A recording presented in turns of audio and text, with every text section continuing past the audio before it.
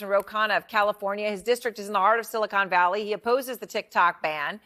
And Congressman, I got to say to you, at this point, whatever people may have thought about it at the beginning, if there's thievery going on TikTok, they already got everything they want.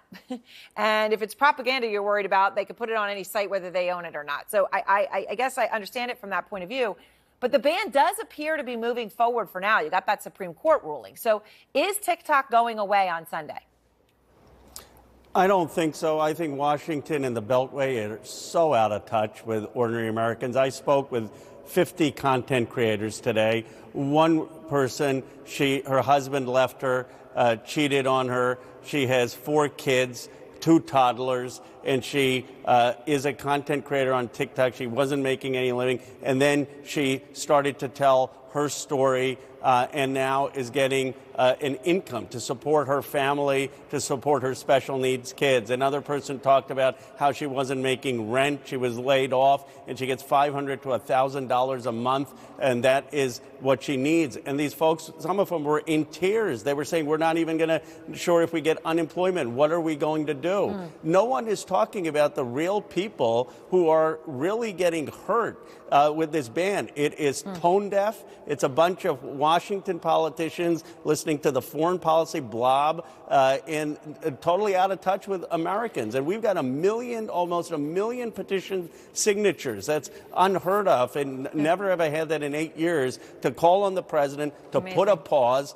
And he should do it. I don't know if he's ever been on TikTok himself. I mean, that's part of the problem in this town. These folks are not living in the online world. They're totally out of touch. I like foreign policy blob. Okay, so, Congressman, after the Supreme Court decision, the CEO of TikTok put out a TikTok reacting to the upcoming ban. I just want to play part of it for you. Here it is.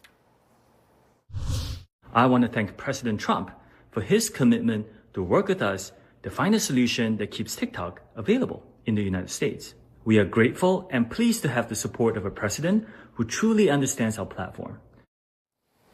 Worth reminding everybody what Fareed said earlier, which is, of course, originally it was Trump who banned TikTok and did the executive order to do just that. Now he's on the other side of this. But the CEO there never said anything about selling TikTok, Congressman. And I'm curious about that. It's glaringly absent in this conversation where we're talking about, a Kevin O'Leary or Elon Musk or who knows what it might be.